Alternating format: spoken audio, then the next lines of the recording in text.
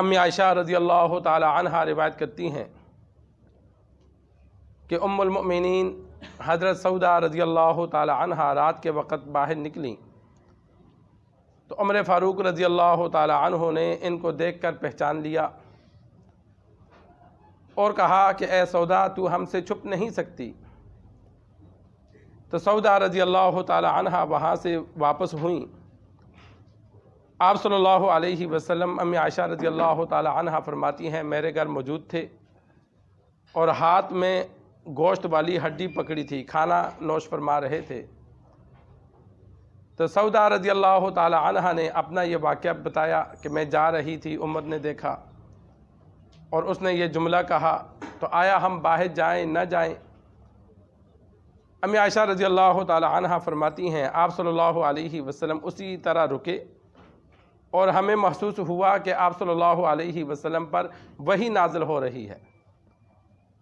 تو سرکار دو عالم صلی اللہ علیہ وسلم نے جب وحی کی کیفیت ختم ہوئی تو آپ صلی اللہ علیہ وسلم نے فرمایا تم کو ان چیزوں کے لیے نکلنے کی، ضروریات زندگی کے لیے نکلنے کی ضرورت ہے، اجازت ہے۔ عرب میں یہ دستور تھا، جس طرح آج کل ہمارے بعض دیہاتوں میں اب بھی ہے کہ عورتیں گھروں میں باتھ روم نہ ہونے کی وجہ سے قضائے حاجت کے لیے صبح و شام اندھیرے میں باہر جاتی ہیں اور پورا دن وہ قضائے حاجت نہیں کرتیں۔ تو ابتدائی اسلام میں مکہ مدینہ میں بھی اکثر ایسا ہی تھا، گھروں میں بیت الخلاء نہیں تھے، تو مرد تو دن کو بھی ادھر ادھر بیٹھ جاتے تھے، لیکن خواتین پردے کی وجہ سے وہ رات کے اندھیرے میں یا صبح اندھیرے میں قضائے حاجت کر کے واپس آتی۔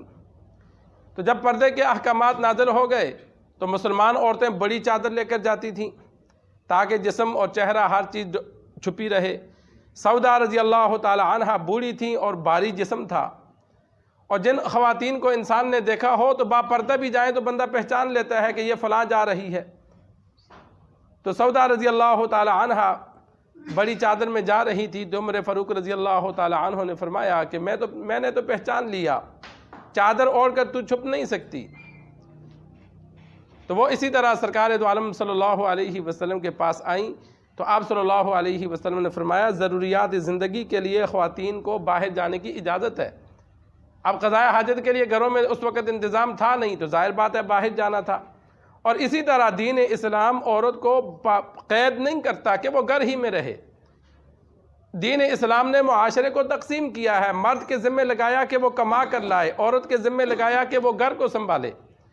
لیکن ابھی اگر کبھی عورت کو کمانے کی ضرورت پڑے یا عورت کاروباری ہے تو اسلام اسے منع نہیں کرتا۔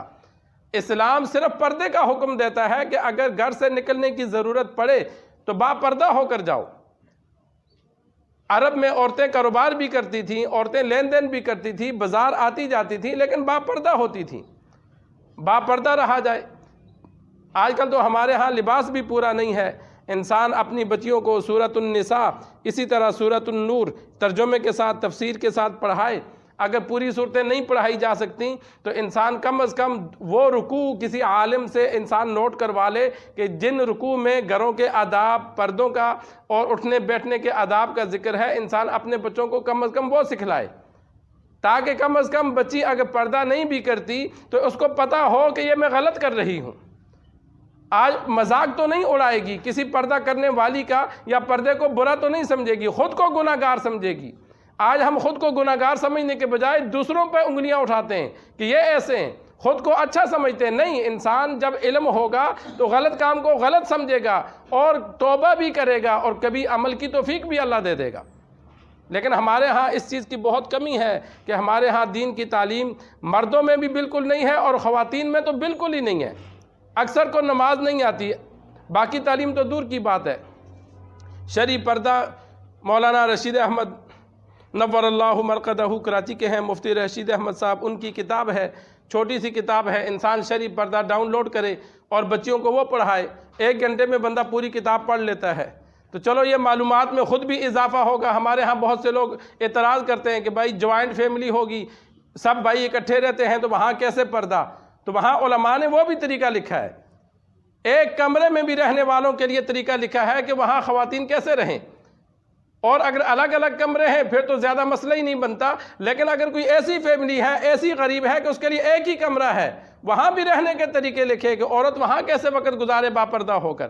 شریعت میں اتنی تنگی نہیں ہے کہ بالکل ہی اس کو قید کر دیا جائے، شریعت نے تمام چیزوں میں آسانی اور سہولت رکھی ہے، لیکن ہم پڑھتے نہیں ہیں، علم حاصل نہیں کرتے اور پھر اعتراض کرتے ہیں۔ تو انسان اپنے گھر میں کم از کم کوشش کرے بچیوں کا لباس مکمل ہو، اور جب باہر جائیں تو کوشش کی جائے کہ وہ باپردہ ہو کر جائے۔ اللہ سے دعا ہے اللہ ہمیں دین سیکھ کر سمجھ کر عمل کرنے کی توفیق عطا فرمائے۔